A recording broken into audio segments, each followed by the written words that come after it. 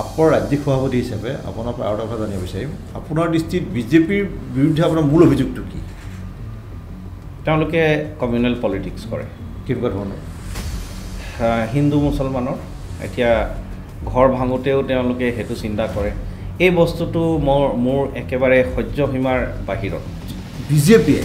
যি পৰ্যায়ত তৃণমূল পৰ্যায়লৈ গৈ পেলাই দল শক্তিশালী কৰিছে দল নিৰ্মাণ কৰিছে সেই পৰ্যায়ত কিন্তু ইয়াত তেনেকুৱা নেতাৰ অভাৱ বুলি শুনা যায় মাজে মাজে দুই এটা চমক দি দিলে তাৰপিছত একো নাই আৰু মূল যিটো বিষয় য'ত বিজেপিক বা বিজেপিৰ ভুলবোৰ বা কেতবোৰ বিষয় আছে সেই বিষয়বোৰ কিন্তু খুব কৌশলে আঁতৰি ফুৰা সেইটো কোনো অভিযোগ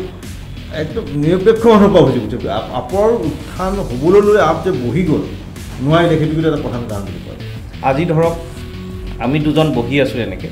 আমি দুজন বেলেগ বেলেগ ধৰ্মাৱলম্বী আপুনি ধৰক যদি মুছলমান হয় মই হিন্দু হ'লোঁ আজি বহি আছোঁ কিন্তু যিটো অবিশ্বাস যিটো বাতাবৰণ সৃষ্টি কৰা হৈ আছে কালিলৈ 5 বছৰ বা 10 বছৰ পিছত এই বাতাবৰণটো এনেকৈ থাকিব জানো গৌৰৱ গগৈক আপুনি এটা ৰাজনৈতিক শক্তি বুলি ভাবে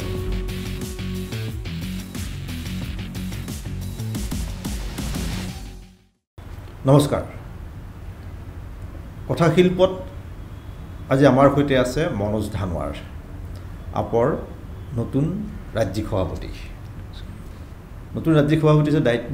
হিচাপে দায়িত্ব লোৱাৰ পাছত প্ৰথমটো অনুষ্ঠান প্ৰাগ ডিজিটেলৰ সৈতে এটা গধুৰ দায়িত্ব নিৰ্বাচনলৈ 1.5 বছৰো নাই এনেকুৱা সময়তে তেওঁক আপৰ কেন্দ্ৰীয় নেতৃত্বই অসমৰ দায়িত্ব দিছে সেনাপতিৰ দায়িত্ব আপৰ আম আদমি পাৰ্টি এই নতুন গধুৰ দায়িত্ব আপোনাৰ জীৱনত কেনে অনুভৱ কেনেকুৱা সঁচাকৈ গধুৰ দায়িত্ব আৰু যথেষ্ট চিন্তাও হৈছে কাৰণ বহুত প্ৰত্যাহ্বান সন্মুখীন হ'ব লগা হ'ব সেয়া স্পষ্ট বুজা গৈ আছে কিন্তু প্ৰত্যাহ্বানখিনি যদি নিব পাৰোঁ অসমৰ ৰাইজে যদি সঁহাৰি জনায় মই ভাবিছোঁ যে অসমবাসী ৰাইজক আটাইতকৈ ভাল বিকল্প ৰাজনীতি আমি অসমত দিবলৈ সক্ষম হ'ম ধন্যবাদ মানে আম আদমি পাৰ্টি আপ সম্প্ৰতি ভাৰতবৰ্ষৰ এটা অতি পৰিচিত আৰু এটা নিৰ্ণয়কাৰী ৰাজনৈতিকভাৱে নিৰ্ণায়ক শক্তি হিচাপে পৰিগণিত হৈছে তেওঁলোকে কেজৰিৱাল জেললৈ গৈছে চিচুতীয়া জেললৈ গৈছে ওলাই আহিছে আদালতৰ অনুমতি দিছে আৰু মুখ্যমন্ত্ৰীৰ চকী এৰি দিছে এটা নতুন ধৰণৰ এটা ৰাজনীতি তেওঁলোকে আৰম্ভ কৰিব বিচাৰিছে যি সময়ত ওৱান নেশ্যন ওৱান ইলেকশ্যনৰ শ্লোগান দিয়া হৈছে বিজেপিয়ে সেই সময়ত কেজৰিৱালে কৈছে যে one nation one education one nation one health system এটা বিদ্যায়তনিক বা বৌদ্ধিক ক্ষেত্ৰখনক চুই যাব পৰাকৈ কিছুমান কাম তেওঁলোকে কৰিব বিচাৰিছে মানে শিক্ষা আৰু স্বাস্থ্য খণ্ডক লৈ তেওঁলোকে নিৰ্বাচনী খেলিব বিচাৰিছে এটা আৰু সেই প্ৰেক্ষাপটত আপৰ কিন্তু অসমত সাংগঠনিক ভিত্তি অত্যন্ত দুৰ্বল ধৰক পঞ্জাৱত যেতিয়া হেৰি হ'ল আপোনালোকৰ চৰকাৰ হ'ল দিল্লীৰ পিছত হ'ল তাৰপিছত এটা সাংঘাতিক এটা বিভিন্ন ধৰণৰ এটা বতাহ বলিছিল অসমতো বলিছিলে কিন্তু হঠাৎ বতাহজাক স্তীমিত হৈ গ'ল আৰু ইয়াৰ আৰু এটা কাৰণ আছে এই কথাটো হ'ল যে আপৰ যিসকলৰ হাতত নেতৃত্ব আছিল ইমান দিনে তেওঁলোকৰ স্থিতি দুৰ্বল বুলি কিন্তু সমালোচিত হৈছিলে প্ৰেছ কনফাৰেঞ্চ পাতিছে তাতেই শেষ আৰু বুজানে এতিয়া আপুনি নতুন দায়িত্ব লৈছে এতিয়া আপুনি দলটোক ৰাইজৰ মাজলৈ লৈ যোৱাত কি ভূমিকা ল'ব কেনেকুৱা ধৰণৰ আপোনাৰ প্লেনিং কি পৰিকল্পনা কি নেতৃত্ব দুৰ্বল বুলি কোৱাটো উচিত নহ'ব মোৰ কথাটো হৈছে যে আজি আগৰ যিটো নেতৃত্ব আছিলে তেওঁলোকে সবলভাৱে নেতৃত্ব দিব পাৰিলে বুলি আজি মই এই পৰ্যায়টো পাইছোঁ গতিকে এই পৰ্যায়টোতো শূন্য নহয় যথেষ্ট আম আদমি পাৰ্টিৰ প্ৰতিখন অসমৰ জিলাত অস্তিত্ব আছে সাংগঠনিক কাম কাজ চলি আছে এই কাম কাজখিনিতো আগৰ নেতৃত্বই বনাই থৈ গৈছে গতিকে ইয়াৰ পৰা মুখ আৰম্ভ কৰিব লাগিব গতিকে মই ভাবোঁ যে যিটো নিৰ্বাচনৰ কাৰণে যিটো এটা ধুমুহাৰ যিটো প্ৰয়োজন আছে সেইটো সময়মতে আমি নিশ্চিতভাৱে পাম কিন্তু আজিৰ দিনত আমি সাংগঠনিক ভেটিটো যদি আগবঢ়াই লৈ যাব পাৰোঁ যেনেকৈ পাঞ্জাৱ নিৰ্বাচনৰ আগত যদি আপুনি চাই সাংগঠনিক ভেটি কিমান আছিলে কিন্তু এই বিধানসভা নিৰ্বাচনটোৱে গোটেই পৰিৱৰ্তনটোৱে সলনি কৰি পেলালে তো একেধৰণে অসমতো আমি নিশ্চিতভাৱে কৰিব পাৰিম তাৰ কাৰণে সংগঠন আমি প্ৰস্তুত কৰিব লাগিব ভেটি যিমানেই মজবুত নহওক বা দুৰ্বল নহওক নিৰ্বাচনৰ সময়ত যিটো প্ৰয়োজনীয় কাম থাকিব সেইখিনি আমি কৰি ৰাইজলৈকে আমি দেখুৱাব পাৰিব লাগিব মই মনোজ ধনৰ ডাঙৰীয়া আপুনি আপৰ ৰাজ্যিক সভাপতি হোৱাৰ এটা প্ৰথম কথাটো সুধিব বিচাৰিছোঁ আৰু এটা কথা যে আপৰ সাংগঠনিক ভেটি কেনেকুৱা এতিয়া আৰু আপৰ সদস্য কিমান আছে এতিয়া অসমত যিটো আমি অনলাইন আৰু অফলাইনৰ জৰিয়তে যিটো সদস্যপতি অভিযান আমি হাতত লওঁ সেইটো প্ৰায় 2 লাখৰ আশে পাশে আছে এতিয়া অসমত গতিকে সক্ৰিয় সদস্য আৰু সক্ৰিয় সদস্য নহয় এওঁলোক মেম্বাৰশ্বিপ সক্ৰিয় সদস্য কম আছে তাতকৈ কিন্তু মই ভেটি কেনেকুৱা ভেটি ভাল যথেষ্ট ভাল আম আদমি পাৰ্টিৰ যিটো কৰ্মকৰ্তাসকলে যি ধৰণে ৰাইজৰ মাজত কাম কৰে এইখিনি কাম বহুতো কাম আপুনি এটা সাইলেন্ট কাম বুলি ক'ব পাৰে এতিয়া ধৰক বিজেপিৰ কামটো কম কিন্তু প্ৰচাৰটো বেছি প্ৰচাৰটো আমাৰো থাকে কিন্তু আমাৰ কামবোৰ এটা ডোৰ টু ডোৰ এটা সাইলেন্টলি কেম্পেইনিং চলি থাকে আপুনি মোৰ নিৰ্বাচনৰ কথাটোৱে যদি চিন্তা কৰে ডিব্ৰুগড় লোকসভাত কিমান আমাৰ সাংগঠনিক ভেটি আছিলে কিন্তু এই দুৰ্বল সাংগঠনিক ভেটি লৈ আমি নিৰ্বাচন খেলিলোঁ লোকসভা এটা নিৰ্বাচনৰ দৰে এটা ডাঙৰ নিৰ্বাচন আৰু সেই নিৰ্বাচনটোত আমি 1,40,000 প্ৰায় ভোট পাইছোঁ এইটো সৰু কথাটো নহয় মই সেইটো বিষয়ে পাতিম সেইটো আমি ডিব্ৰুগড়লৈ মই কথা পাতিমেই আপোনাৰ যিহেতু আপুনি ডিব্ৰুগড়ৰ সন্তান মই এটা কথা পাতিম ধৰক প্ৰায় 1.5 বছৰ নাই অসম বিধানসভা নিৰ্বাচনলৈ এতিয়া কথা প্ৰশ্নটো উঠিছে যে এই 1.5 বছৰ প্ৰায় 14 মাহ আছে আৰু ধৰক মাৰ্চ এপ্ৰিল বিধানসভা নিৰ্বাচন হ'ব আমি 26ৰ আপোনালোকে অকলে নিৰ্বাচন খেলিব নে আপোনাৰ মানে আজিৰ তাৰিখত মানে কেনেকুৱা ধৰণৰ স্থিতিটো আজিৰ তাৰিখত আমাৰ স্থিতি আমি অকলে যোৱা স্থিতি আছে পঞ্চায়ত নিৰ্বাচন সমাগত আমি অকলে নিৰ্বাচন খেলিম পঞ্চায়তত আমাৰ কোনো এলায়েন্সৰ কথা নাই ইতিমধ্যে কংগ্ৰেছেও কৈছে এলায়েন্স পঞ্চায়ত নিৰ্বাচনত নকৰে বুলি কাৰো লগত ইয়াৰ পৰৱৰ্তী সময়ত যেটো বিধানসভাৰ প্ৰস্তুতি আমি 126টা সমষ্টিতে প্ৰস্তুতি আমি চলাই আছো ইতিমধ্যে নিৰ্বাচনৰ আগ মুহূৰ্তত যদি বিৰোধী দলসমূহে চিন্তা কৰে যে ভোট বিভাজন হোৱাৰ সম্ভাৱনা আছে বিজেপি কৰবাত ভোট বিভাজনৰ কাৰণে লাভান্বিত হ'ব তেতিয়া হলে আমি হয়তো যদি বিৰোধী দলসমূহৰ মাজত আলোচনাৰ প্ৰয়োজন আছে আলোচনা কৰিম কিন্তু কোনো বিৰোধী ঐক্য মঞ্চ বা তেনে ধৰণৰ কোনো মজিয়াত আমি আজিৰ দিনত সামিল হৈ থকা নাই এতিয়া ধৰক আজিৰ তাৰিখত যদি নিৰ্বাচন হ'ল ধৰি ললোঁ মই যে আমি নিৰ্বাচন হ'ব তেতিয়া আপোনালোকে আপে যদি অকলে নিৰ্বাচন খেলে কিমানটা সমষ্টিত বিজয়ী হ'ব আজি নিৰ্বাচন তেনেকুৱা ধৰি তেনেকেতো এছেছমেণ্ট কৰা নাই কিন্তু এটা আপোনাৰ যিটো সভাপতি এগৰাকী এটা থাকে যে আমাৰ ভেটিটো এনেকুৱা পাই কেতিয়া সমষ্টি 9টা থাকিব 126টা কিন্তু মোৰ অনুমান আজিৰ দিনতে যদি নিৰ্বাচন আমি খেলিবলৈ যাওঁ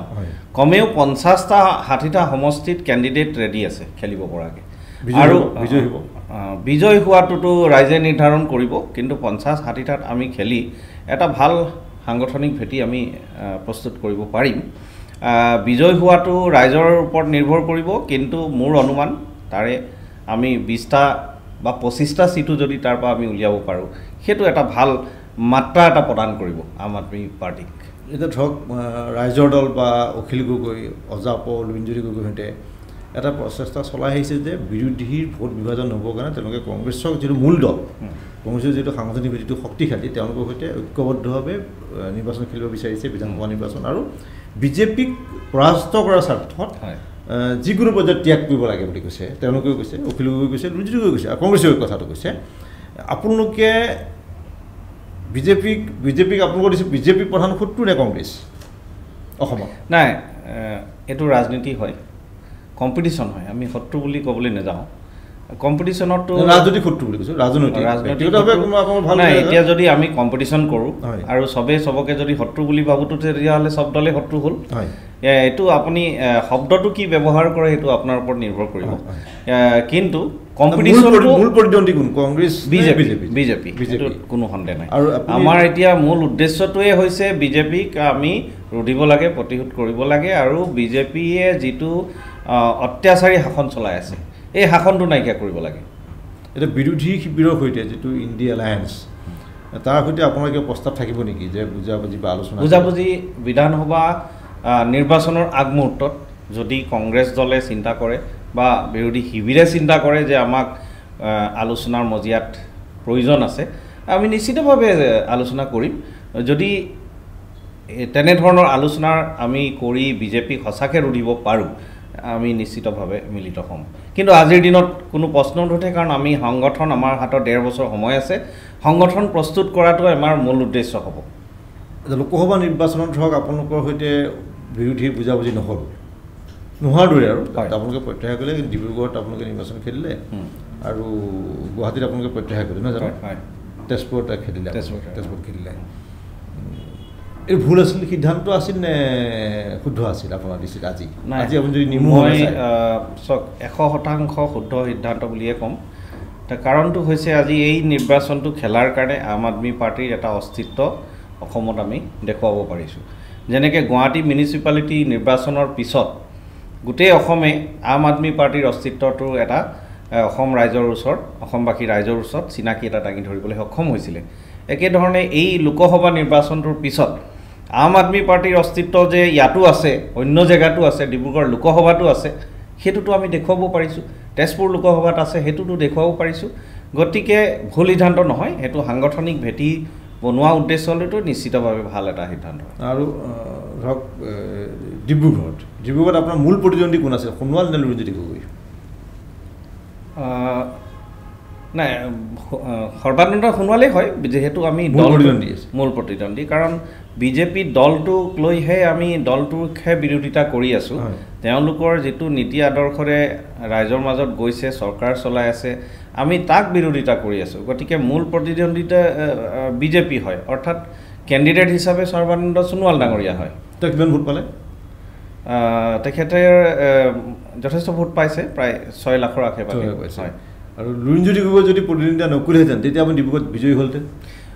মানে চাওক আমি যিটো বস্তু মানসিক এটা পৰিৱেশৰ সৃষ্টি হয়তো হয় নিশ্চিতভাৱে নহয় এতিয়া বিজেপিয়ে যিমান ভোট লাভ কৰিলে বিৰোধী তৰফৰ পৰা যদি দুজনৰ ঠাইত এজন কেণ্ডিডেট থাকিলে হয় বিৰোধীয়ে যথেষ্ট ইয়াতকৈ অধিক ভোট লাভ কৰিলে হয় সেইটো মই আপোনাৰ লগত একমত হ'ম কিন্তু ইয়াত এটা কথা হয় কিন্তু বিৰোধীৰ মাজত এই একতাটো বজাই ৰখাৰ দায়িত্বটো কংগ্ৰেছ দলৰ লগত আছিলে সেই সময় গতিকে কংগ্ৰেছ দলে সেই ভূমিকাটো গ্ৰহণ কৰাটো উচিত আছিলে এতিয়া যদি দুইজন কেণ্ডিডেটৰ মাজত এটা বুজাবুজি সৃষ্টি কৰি দিব পৰা গ'লে হয় বা দুইটা ৰাজনৈতিক দলৰ মাজত তেতিয়াহ'লে হয়তো দুটা লোকসভা আমি জিকিব পাৰিলোঁ হয় বিৰোধী হিচাপে কিন্তু সেইটো নহ'লগৈ এই লোকসভাৰ পৰা আপুনি ধৰক বিধানসভা নিৰ্বাচনৰ বাবে আপুনি কি শিক্ষা ল'ব আপে লোকসভা নিৰ্বাচনৰ ফলাফলত প্ৰথম ভোট বিভাজন হৈছে সেইটো হৈছে তাৰ পৰা প্ৰথম শিক্ষাটো আমি এইটোৱে ল'ম যে সাংগঠনিক ভেটিটো এটা নিৰ্বাচন জিকাৰ মূল মন্ত্ৰ হয় গতিকে সাংগঠনিক ভেটি প্ৰস্তুত কৰিব লাগিব এতিয়া যিটো ভোট আমি পালোঁ ইয়াতকৈ হয়তো দুগুণ পালোঁ হয় এটা মূল কাৰণ যে আমি সেইখিনি নাপালোঁ সেইটো হ'ল ৰাইজে বিচাৰি আছিলে আমি তেওঁলোক কাষ চাপিব নোৱাৰিলোঁ এতিয়া বিজেপি দলটোৰ কথা যদি চিন্তা কৰে সৰ্বাদা যদি গৈ নাপাইছিলে কোনোবা এটা গাঁৱত তেতিয়াহ'লে তাত তেখেতৰ ঠাইত বিধায়কজন হ'লেও গৈ পাইছে কিন্তু সেই বস্তুটো আম আদমি পাৰ্টিত আমি দিব নোৱাৰিলোঁ তাৰ কাৰণটো হৈছে আমাৰ সাংগঠনিক ভেটি নাছিল ইমান তো প্ৰথম শিক্ষাটো আমি এইটোৱে ল'লোঁ যে সাংগঠনিক ভেটিটোৱে মূল মন্ত্ৰ হয় নিৰ্বাচন জিকাত গতিকে সাংগঠনিক ভেটিটোৰ ওপৰত আমি যথেষ্ট গুৰুত্ব আৰোপ কৰিছোঁ এই পঞ্চায়ত নিৰ্বাচনৰ কাৰণে দ্বিতীয় কথাটো হ'ল যে যিসকল বিজেপি দলৰ বিৰুদ্ধে আছে নীতি আদৰ্শ মিলিছে তেওঁলোকৰ লগত এটা বিচাৰধাৰাৰ আদান প্ৰদান হ'ব লাগে এটা বুজাবুজি স্থাপন হ'ব লাগে তেতিয়াহে আমি যিটো বিৰোধী ঐক্য বুলি কৈছোঁ সেইটো বাস্তৱত সত্য হ'ব বিৰোধী ঐক্যটো কেৱল আমি গুৱাহাটীত বহি একতা দেখুৱালে নহ'ব সেই একতা আপুনি যেতিয়া তৃণমূল পৰ্যায় সেইটো লৈ যাব পাৰিব লাগিব আৰু কেনেকৈ লৈ যাব যেতিয়া নেতা কৰ্মীসকলৰ মাজত যেতিয়া মিলন হ'ব তেতিয়াহে লৈ যাব পাৰিব গতিকে মই সবকে এইটোৱে আহ্বান জনাম যে যদি ঐক্য মঞ্চ প্ৰস্তুত হয় তেতিয়াহ'লে ঐক্য মঞ্চটো নেতাসকলৰ মাজত নহয় কেৱল এই তৃণমূল কৰ্মীসকলৰ মাজতো ঐক্য মঞ্চটো গৈ পাব লাগিব আচ্ছা মই আৰু এটা প্ৰশ্ন কৰোঁ গৌৰৱ গগৈক আপুনি এটা ৰাজনৈতিক শক্তি বুলি ভাবে নিশ্চিতভাৱে তেখেত এজন ভাল ব্যক্তি আৰু তেখেতৰ ব্যক্তিত্বৰ কাৰণে এইবাৰ নিৰ্বাচন তেওঁ জিকিছে বুলি মোৰ নিজৰ এটা অনুভৱে কয়। উজনি অসমত গৌৰৱ গগৈৰ প্ৰভাৱ আছে? যোৰহাট লোকসভাত নিশ্চিতভাৱে আছে, অন্যথা জিকাটো সম্ভৱেই নাছিলে। কিন্তু তেখেতে যি ধৰণে জিকিছে, ৰাইজে এটা বিপুল সঁহাৰি জনাইছে। কোনো জাতি জনগোষ্ঠী বুলি নহয়, যিমান জাতি জনগোষ্ঠী আছে চবেই তেখেতক ভোট দি মেলি তাত জিকাইছে। গতিকে জনপ্ৰিয়তাটো নিশ্চিতভাৱে আছে। আপুনি বিশ্বাস কৰেনে যে এনেকুৱা ধৰণৰ যে কংগ্ৰেছ নহয় গৌৰৱ গগৈ হিচাপে বিজয়ী হৈছে? একচাম মানুহেতো সেইখিনি কথা কয়। আমি যেতিয়া যোৰহাট লোকসভাত ফুৰিবলৈ যাওঁ, কিন্তু ইয়াত কংগ্ৰেছী হিচাপে ভোট দিয়া নাই এনেকুৱা কথাও নহয়। কিন্তু এটা ডাঙৰ চাম হয়তো এনেকুৱাও আছে যি গৌৰৱ গগৈ বুলি ভোট দিছে, ব্যক্তি হিচাপে দিছে। তেখেতে যিটো পাৰ্লিয়ামেণ্টত যি ধৰণে ইছ্যুজবোৰ উত্থাপন কৰিলে, সেইটো ৰাইজে ক'ৰবাত আকৃষ্ট হৈছে। তো তাৰ এটা প্ৰভাৱ আমি এই নিৰ্বাচনত দেখিবলৈ পাইছোঁ। এই ধৰক তৰুণ গগৈৰ অবৰ্তমানত উজনি অসমত কংগ্ৰেছৰ ভেটি একেবাৰে দুৰ্বল। সেই হেৰুৱা ভেটি আগন্তুক বিধানসভা নিৰ্বাচনত গৌৰৱ গগৈৰ জৰিয়তে কংগ্ৰেছে পাৰিব? সেইটো কংগ্ৰেছে ক'ব পাৰিব। কাৰণ মানে তেওঁ প্ৰভাৱ থাকিবনে? চাওক, গৌৰৱ গগৈক ৰাইজে ভাল পায়, আৰু এনেকুৱা নহয় বিৰোধীৰ মাজতো তেখেতক ভাল পোৱা মানুহ আছে, আমিও ভাল পাওঁ। এতিয়া কথাটো হ'ল যে তেতিয়া তেওঁ কংগ্ৰেছ দলটো কিমান আগবঢ়াই লৈ যাব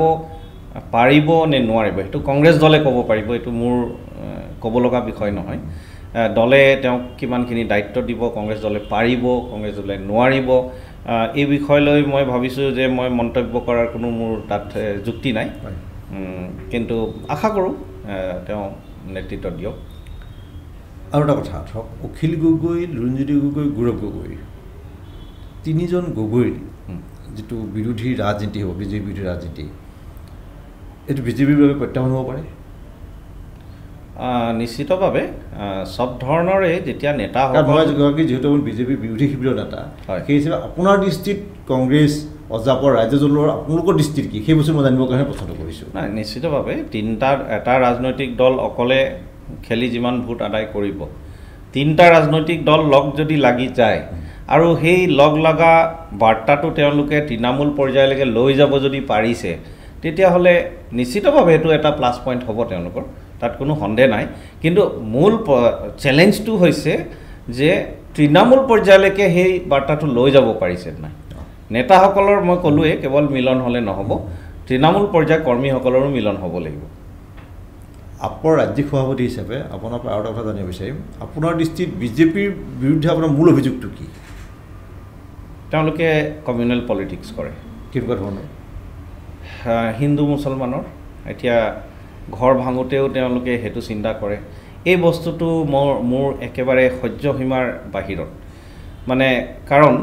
সৰুৰ পৰা যিমান আমি ডাঙৰ হৈ আহিছোঁ আৰু সৰুৰ পৰাই এক ধৰণে ৰাজনীতি দেখি ডাঙৰ হৈছোঁ, কিন্তু আমাক সেই ৰাজনীতি আমাৰ দেউতাই কেতিয়াও কোৱা নাছিলে তুমি এইটো কৰা সেইটো কৰা, আমি দেখি ডাঙৰ হৈছোঁ। কিন্তু ক'তো এই ৰাজনীতি দেখি নাপালোঁ যে কাৰোবাৰ ঘৰ ভাঙিলেহে ৰাজনীতি হয়। গতিকে এই যিটো ধৰ্মীয় যিটো মেৰুকৰণৰ যিটো ৰাজনীতি চলি আছে, আৰু অসমত বিশেষকৈ খুবেই বেয়া পৰ্যায়লৈকে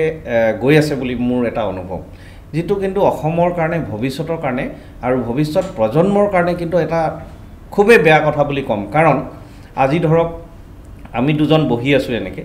আমি দুজন বেলেগ বেলেগ ধৰ্মাৱলম্বী, আপুনি ধৰক যদি মুছলমান হয়, মই হিন্দু হ'লোঁ, আজি বহি আছোঁ, কিন্তু যিটো অবিশ্বাস, যিটো বাতাবৰণ সৃষ্টি কৰা হৈ আছে, কালিলৈ 5 বছৰ বা 10 বছৰ পিছত এই বাতাবৰণটো এনেকৈ থাকিব জানো? আমি যেনেকৈ একেলগে বহি কথা পাতি আছোঁ, কালিলৈ সেই কথা পতা পৰিৱেশটো হয়তো নাইকিয়া হৈ যাব পাৰে। গতিকে মই এই যিটো ধৰ্ম লগত যিটো ৰাজনীতি হৈ আছে, সেইটোৰ মই একেবাৰে পক্ষপাতিতা নহয়, আৰু এইটো কিন্তু দেশটো আমাৰ ভৱিষ্যতে ধ্বংস কৰি দিব। আপোনাৰ দৃষ্টিত ধৰক বিজেপিৰ এটা ভাল কাম কিবা আছেনে? এটা ভাল কাম? ভাল কাম আছে, নহ'লে বিজেপি কেনেকৈ শাসন কৰি আছে? আপোনাৰ দৃষ্টিত কোনটো ভাল কাম? ৰাস্তা বনাইছে, তেওঁলোকে ৰাস্তা বনাইছে, সেইটো ভাল কামেই হয়। কিন্তু ৰাস্তাত কিমান দুৰ্নীতি হৈছে, ৰাস্তা ভাঙিছেও আকৌ। ভাল কামটো গৈ দিলে ৰাস্তাবোৰ 4 লেনবোৰ অৱস্থা নাই বুলি কোৱা হয়। নাই, 4 লেন চাওক, ইয়াৰ আগততো এনেকুৱা আছিলে 4 লেনৰ নামত আমি মাটি এলটমেণ্ট নহৈছিলে। এতিয়াতো 4 লেনৰ নামত মাটি এলটমেণ্ট হ'ল 4 লেনটো বনিছে ডাবল লেনো হৈছে 4 লেনো হৈছে কিন্তু সমস্যাটো ক'ত হৈছে যে সেই যিটো ৰাস্তা যিটো বনালে সেইটো কেইবছৰ টিকিছে আপোনালোকে নিজে দেখিছে সেইটো পিছৰ কথাটো কিন্তু প্ৰথম কথাটো যে তেওঁলোকে এটা বস্তুত ছাকচেছ হৈছে সেইটো হৈছে যে 4 লেন বনাব পাৰিছে যিটো আগৰ চৰকাৰে নোৱাৰিলে বিজেপি চৰকাৰে সেইটো কৰি দেখুৱাইছে কিন্তু কৰিবলৈ যাওঁতে গোটেই দুৰ্নীতিত লিপ্ত হৈ ৰাস্তাবোৰ বেয়া কৰি পেলালে এতিয়া ধৰক বিধানসভা নিৰ্বাচন দেশখনৰ ভাৰতবৰ্ষৰ বিভিন্ন স্থানত বিধানসভা নিৰ্বাচনৰ প্ৰস্তুতি চলাইছে প্ৰচাৰ তুংগত হাৰিয়ানা আৰু ঝাৰখণ্ড হাৰিয়ানাত আপোনালোক মানে অৰবিন্দ কেজৰিৱালে এতিয়া তাত থাকি লৈছে তেওঁ কণ্টিনিউ 3 দিনমান প্ৰচাৰ চলাব মনীষ চিচোদিয়াও গৈছে হাৰিয়ানাত আপোনালোকৰ কেনেকুৱা হ'ব ফলাফল ভাল হ'ব নিশ্চিতভাৱে ভাল হ'ব মুঠতে এটা বিশ্বাস হৈ গৈছে যে বিজেপি বিৰোধী তাত শাসন আহিব কোনে কিমান সিট পাব হেতুটো মই কৰিব নোৱাৰো কংগ্ৰেছে পাব সিট নিশ্চিতভাৱে আপেও পাব আৰু তাত বহুত আঞ্চলিক দল আছে সেই দলসমূহ আমি ইয়াত গম নাপাওঁ কিন্তু আঞ্চলিক দল তাত কেইবাটামান আছে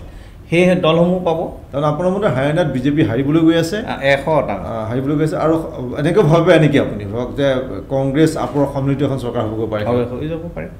বা আপৰো চৰকাৰ হ'ব পাৰে আপৰো আমি হ'ব পাৰে কোৱাটো টান কিন্তু মানে এখন বিৰোধী চৰকাৰ হ'ব সেইটো খাটাং ঝাৰখণ্ড সেই বিষয়লৈ মই ইমান অৱগত নহয় কিন্তু হাৰিয়ানাত আপুনি যে হাৰিয়ানা বিজেপি হাৰিব সেইটো নিশ্চিত হৈছে নিশ্চিতভাৱে আচ্ছা আপোনাক আপৰ ৰাজ্যিক সভাপতি দায়িত্ব দিলে এটা কথা যে কেন্দ্ৰীয় নেতৃত্বই আপুনি ভাবে যে কি কাৰণে মানে যে কোনটো উদ্দেশ্য সন্মুখত ৰাখি পেলাই আপোনাৰ দায়িত্ব দিছে এটা গুৰু দায়িত্ব কিন্তু আপোনাৰ ওপৰত এটা দলৰ ভৱিষ্যত নিৰ্ভৰ কৰিব কাৰণ 26ত বিধানসভা নিৰ্বাচন হ'ব আৰু 31ত নিৰ্বাচন হ'ব 5 বছৰ এই 5 বছৰলৈ আপোনাৰ 1.5 বছৰ নাই এই সময়ত আপোনাৰ প্ৰতিটো সিদ্ধান্ত প্ৰতিটো কাৰ্যসূচী প্ৰতিটো কথা বতৰা প্ৰতিটো হেৰিয়েই দলটোৰ দিশ নিৰ্ণয় কৰিব গতিকে আপুনি কি ভাবে যে মোক এইটো কাৰণে দলৰ দায়িত্ব দিছে চাওক মই নিজেই আচৰিত যে মোৰ দৰে ব্যক্তি এজনক অৰবিন্দ কেজৰিৱাল ডাঙৰীয়াই এনেকুৱা ধৰণৰ এটা গধুৰ দায়িত্ব দিছে যিটো মোৰ কল্পনাৰ অতীত মই ভাবিব পৰা নাই যে কেনেকৈ তেওঁ কি কথা চিন্তা কৰি দিছে মই তাৰপিছত চিন্তিতও হৈ আছোঁ কিন্তু এটা কথা ঠিক যিটো কাম কৰোঁ মই নিষ্ঠাৰে কৰোঁ আৰু ইয়াতো এতিয়া সভাপতি যিটো দায়িত্ব দিছে দায়িত্বটো দিয়ক বা নিদিয়ক মই নিষ্ঠাৰে কাম কৰি গৈছিলোঁ এতিয়াও কাম কৰি যাম আগন্তুক দিনত কৰ্মীসকলৰ মাজত যিখিনি মোৰ কৰণীয় কাম থাকিব গোটেইখিনি মই নিষ্ঠাৰেই কৰিম চাগে মোৰ সেই সততাৰ কথা চিন্তা কৰি আম আদমি পাৰ্টিৰ নেতৃত্বই যদি দিছে কিন্তু মোৰ দৰে এজন সাধাৰণ ব্যক্তিয়ে এজনকো যে পাৰ্টিৰ প্ৰেচিডেণ্ট বনাই দিব পাৰে তাৰ উদাহৰণ কিন্তু কেৱল আম আদমি পাৰ্টিত আছে অন্য দলত নাই মানে এটা অভিযোগ আছে এতিয়া অভিযোগ আপুনি মানি লৈ নলয়তো আপোনাৰ কথা এটা অভিযোগ আছে যে আপৰ পূৰ্বত যিসকল নেতা আছিল বা যাৰ দায়িত্ববোৰ আছিলে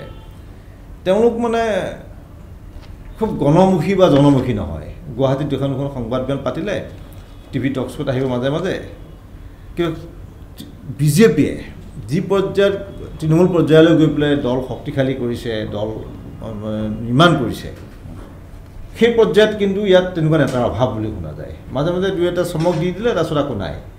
আৰু মূল যিটো বিষয় য'ত বিজেপিক বা বিজেপিৰ ভুলবোৰ বা কিবা বিষয় আছে সেই বিষয়বোৰ কিন্তু খুব কৌশলে আঁতৰি ফুৰা এইটো কোনো অভিযোগ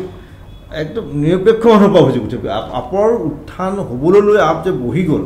নোৱাৰিলে সেইটো কিন্তু এটা প্ৰধান কাৰণ বুলি কয় ক'ৰবাত যেন বিজেপিৰ সৈতে নেতৃত্বৰ দুই একৰ ওপৰত বুজাবুজি আছে বুলি অভিযোগ আছে হয়নে বেলেগ কথা আপুনি অস্বীকাৰ কৰিব আৰু ক'ৰবাত যেন ভয় কৰিছে কিবা কিছুমান কথাত এনেকুৱা কথা বতৰাবিলাক কিন্তু অভিযোগ এই অভিযোগবোৰে কিন্তু দলটোক বিৰোধী শিবিৰৰ বিৰোধী দলবোৰৰ লগতে সাধাৰণ নাগৰিকৰ কিন্তু সেই আস্থা ল'ব পৰা নাই এইটো মানি লয় নহয় এইটো মানি লোৱা কথা নহয় মই অকণমান আগতো আপোনাক ক'লোঁ যে আমাৰ দল নেতৃত্বই আজি এই পৰ্যায়লৈকে দলটোক আনিছে বুলি মই এই পৰ্যায়ত আজি সভাপতি হ'ব পাৰিছোঁ দলটোতো শূন্য নহয় কেইবাটামান নিৰ্বাচন খেলিছে আমাৰ ৱাৰ্ড কমিশ্যনাৰ কেইবাজনো জিকিছে গাঁও পঞ্চায়তৰ প্ৰতিনিধি আছে আমাৰ লগত আৰু আমি এটা বৃহৎভাৱে পঞ্চায়ত নিৰ্বাচন খেলিবলৈ গৈ আছে এইখিনিতো মোৰ কাৰণে নাই হোৱা ন দলৰ নেতৃত্বৰ কাৰণে হৈছে যিখিনি নেতৃত্ব অসমত আৰু বিভিন্ন জিলাত নেতৃত্ব দি আহিছে তেওঁলোকৰ কাৰণে হৈছে গতিকে মই কামটো ইয়াৰ পৰা আৰম্ভহে কৰিছোঁ মোৰ কৰিব লগা যিখিনি কাম আছে আৰু তাৰ ফল কি পাম সেইটো আগন্তুক হয়তো 1 বছৰৰ পিছত আমি দেখি পাম কিন্তু আজিৰ দিনত যিখিনি আম আদমি পাৰ্টিৰ যিখিনি এচিভমেণ্ট আছে সেই এচিভমেণ্টটো যিসকলে নেতৃত্ব লৈছিলে তেওঁলোকৰ কাৰণে হৈছে নিশ্চিতভাৱে গতিকে মই ভাবোঁ যে যোনে যাৰ যিটো কেপাচিটি আছিলে সেইমতে চবেই ভালকেই কাম কৰিছে আৰু আগন্তুক দিনত দলটো ভালকৈ আগুৱাই যাব আপুনি কেনেকুৱা ধৰণৰ প্ৰস্তুতি চলাইছে দলটোক মানুহৰ মাজলৈ লৈ যাব দলটো নিৰ্বাচনত মানে এটা শক্তিশালী দল হিচাপে মানে হেৰি কৰিব সংগঠন একমাত্ৰ মূল মন্ত্ৰ হৈছে সংগঠন সংগঠন শক্তিশালী কৰি কেনেকুৱা ধৰণৰ আপুনি হেৰি লৈছে মানে প্ৰস্তুতি কেনেকুৱা ধৰণৰ প্ৰস্তুতি হৈছে কি কেনেকুৱা ধৰণৰ ৰাজ্যিক সমিতি হ'ব ৰাজ্যিকৰ পিছত জিলা সমিতি হ'ব তাৰপিছত সমষ্টি সমিতি সমষ্টিৰ পিছত পঞ্চায়ত সমিতিসমূহ হ'ব আৰু তাৰপিছত নিৰ্বাচনৰ আগে আগে বুথ সমিতি তো এই গোটেই প্ৰক্ৰিয়াটোত আমি আম আদমি পাৰ্টিৰ যিটো মেছেজ আছে যিটো বাৰ্তা আছে এই গোটেই সংগঠনৰ জৰিয়তে আমি তৃণমূল পৰ্যায়লৈকে লৈ যাম সেইটোৱে মূল মন্ত্ৰ হ'ব ইলেকশ্যন আগবঢ়াই লৈ যোৱালৈ আপোনালোকৰ ৰাষ্ট্ৰীয় আহ্বায়ক কোঅৰ্ডিনেটৰ মানে অৰবিন্দ কেজৰিৱাল তেওঁক এইটো পিছত আপুনি লগ পাইছে মোৰ ঘোষণাৰ পিছত লগ নাই পোৱা কাৰণ তেওঁ জেলত আছিলে আৰু জেলৰ পৰা ওলাই 2 দিন বা 3 দিনৰ ভিতৰতে তেওঁ এই অৰ্ডাৰটো মানে জাৰি কৰিছে গতিকে সময়ো পোৱা নাই লগ পাবলৈ যাব নিশ্চিতভাৱে যেতিয়া মাতে তেওঁ এইকেইদিনটো তেওঁ নিৰ্বাচনক লৈ যথেষ্ট ব্যস্ত হৈ আছে আজৰি হ'লে বা তেওঁ কেতিয়াবা মাতিলে মই নিশ্চয় বিচাৰে নেকি নিশ্চয় আমিতো সদায় বিচাৰোঁ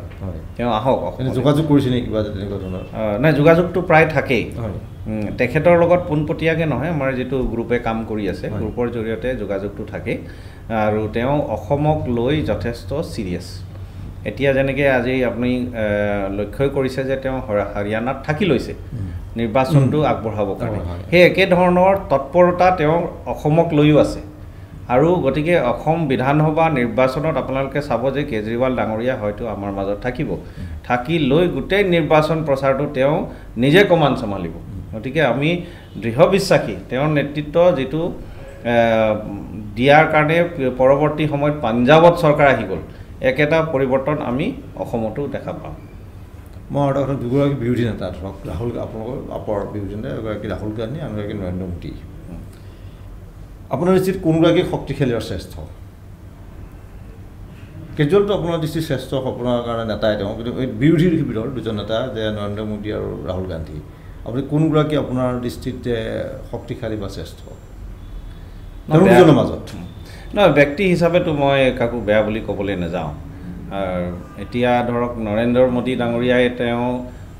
10টা বছৰ ইতিমধ্যে শাসনভাৰ চম্ভালি গ'লেই তেওঁক ৰাইজে দেখিলেই ভাৰতবাসী ৰাইজে কিমান কাম কৰিব পাৰে কিমান নোৱাৰে এইখিনি ইতিমধ্যে ৰাইজৰ ওচৰত জল পটপট হৈ আছে আগন্তুক দিনত ৰাহুল গান্ধীক লৈ ৰাইজে যদি চিন্তা কৰে সেইটোতো তেওঁৰ ভৱিষ্যতটো লৈ কথা হ'ব তেওঁ কি ধৰণে নেতৃত্ব দিব পাৰিছে গতিকে কোন ইয়াৰ ভিতৰত ভাল হ'ব কোন বেয়া হ'ব সেই বিবেচনাটো মোৰ মতে ৰাইজে কৰক মই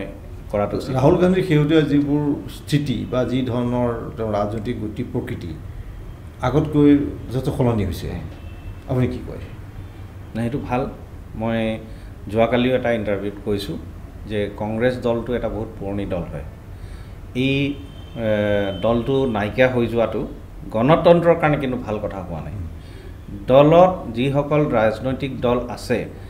এই ৰাজনৈতিক দলসমূহ জীয়াই থাকিলেহে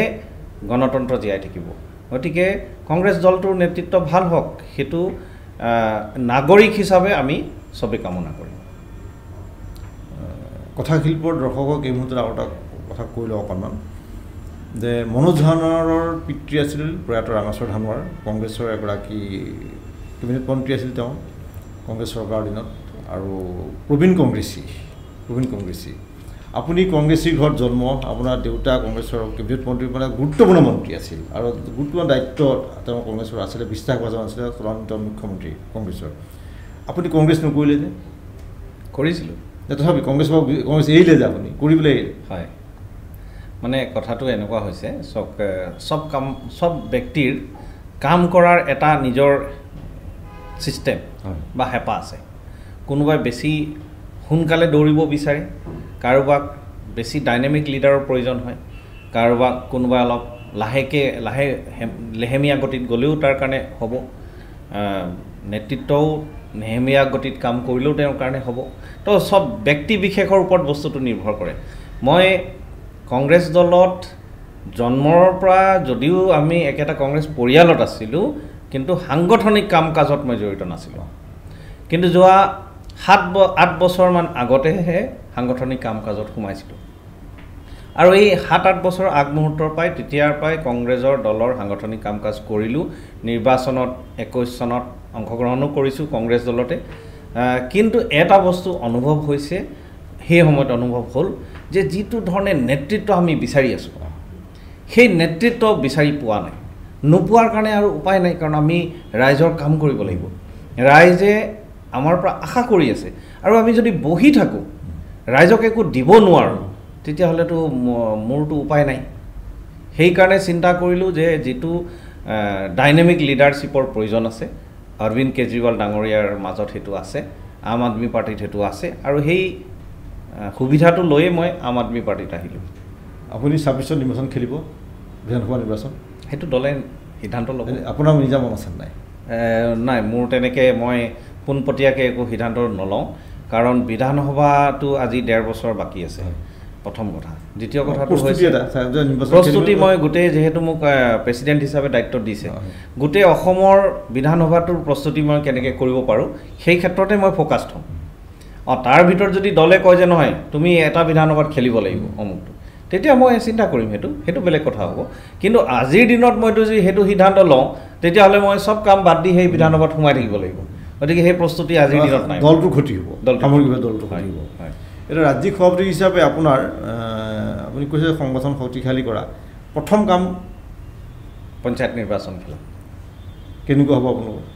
প্ৰত্যেকটা পঞ্চায়তত আমি চেষ্টা কৰিম ৱাৰ্ড মেম্বাৰ দিব এনেই ধৰক মই বৰাক ব্ৰহ্মপুত্ৰ বা ধৰক উজনি নামনি মানে কোনটো ফালে আপোনালোকৰ আপৰ স্থিতিটো অলপ শক্তিশালী গোটেইখিনিতে আছে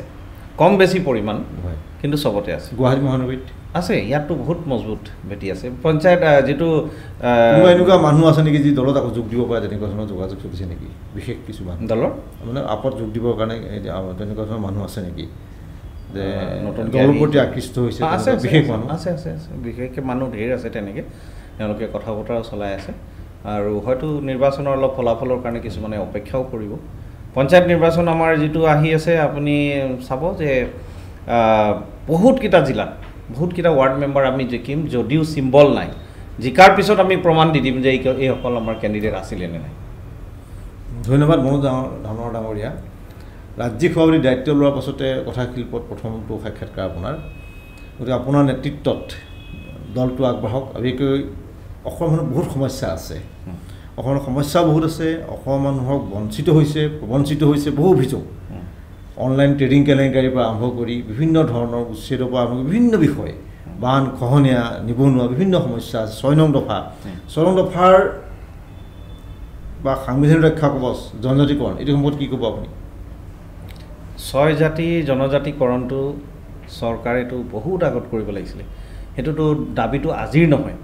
কংগ্ৰেছৰ সময়ৰ পৰা সেইটো দাবী আছে